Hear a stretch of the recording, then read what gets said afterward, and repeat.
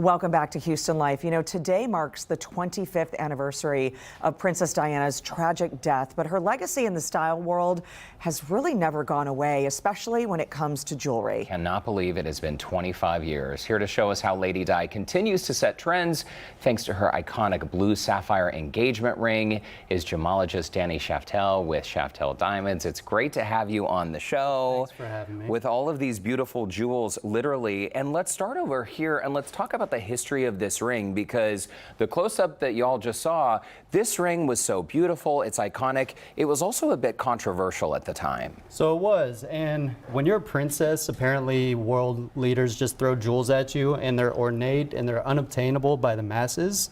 So when it was time for Prince Charles to propose, the royal jeweler came out with a tray of royal jewels and showed them to Princess Diana. And she probably thought they were cool, but it's not what she liked. She wanted something a little more personal, a little more unique, something that reminded her of her mother, which was sapphire. It's so great. It is. The controversy was that it was a finished ring. It was in the showcases. It wasn't something that was made for her. So the biggest problem was that the jeweler had already photographed it for their annual catalog. And more than that, he put the description, he put the price.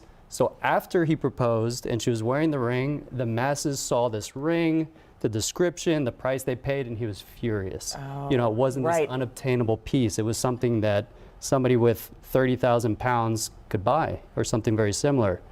So, being the icon that she was, she sported it, and look what happened. It's one of the most iconic and special engagement rings of all time. It really is. It has that the timeless photo. Of course, her daughter-in-law, Princess Kate, is now wearing that ring and photographed in so many of these pieces.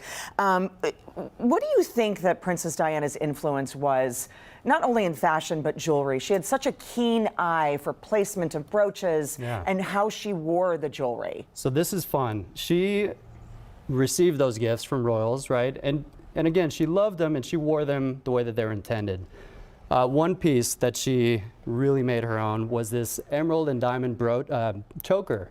And it looked fantastic, but one day she was putting it on, not this piece, I wish it was this piece, but something kind of similar. So she was putting it on, and I'll show you what happened. Oh, okay. Putting it on, and it got stuck on her forehead. Oh. And she thought, oh my, that's perfect. And she wore it just like that. And so she brought this youthfulness, this playfulness to the monarchy. You know, everybody was so stuffy with their jewelry. This is special, you know, you can wear it this way and that's it. But she took it and made it her own. It is so cool. And Danny, before the segment, you were saying all of these jewels, they come from the earth. It really is fascinating. This happens in nature. Okay, so if someone out there is looking to mirror some of these jewels for less, or if they're going out, let's say the sapphires, for instance, what should they be looking for?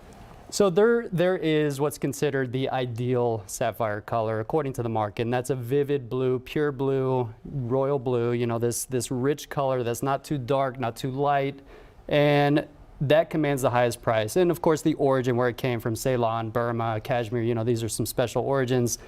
But that might not be what you like. You know, you might like a lighter sapphire or a darker sapphire, in which case you'll be saving money on either side. Or maybe you don't care that it came from Ceylon or Kashmir and you're comfortable with a Thai sapphire. You'll save some money there.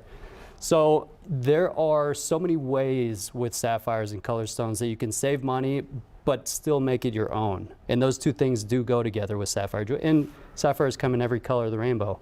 When they're red, they're rubies.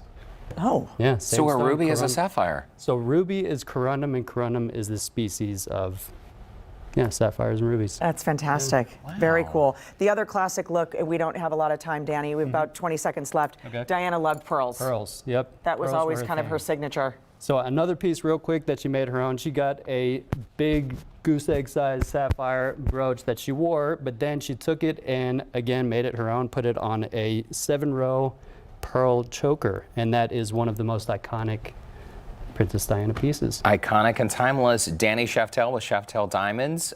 Thanks so much for stopping by. They're all beautiful. We'll take one of each. You can connect with Danny by visiting our website, HoustonLife.tv, and checking out that scene on Houston Life section. Thanks again. Thanks, guys.